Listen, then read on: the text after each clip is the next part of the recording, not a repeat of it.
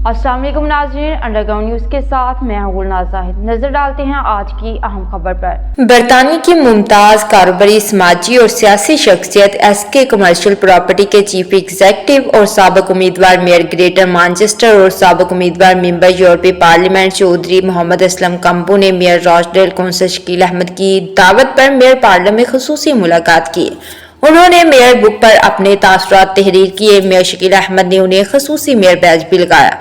इस मौका पर मेयर रोचडेल कौंसल शकील अहमद ने चौधरी असलम कंबू को मेयर पार्लियामेंट में वेलकम किया और चौधरी असलम कंबू की कम्युनिटी खिदमात को सराहा।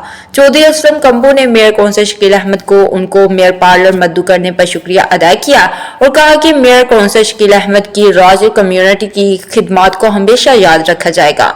उन्होंने हमेशा अपने दफ्तर के दरवाजे कम्युनिटी के लिए खोले हुए हैं। रोचडेल बरतानिया से हमें रिपोर्ट कर रहे थे आरिफ चौधरी। मजीद अपडेट्स के लिए देखते रहिए अंडरग्राउंड न्यूज़।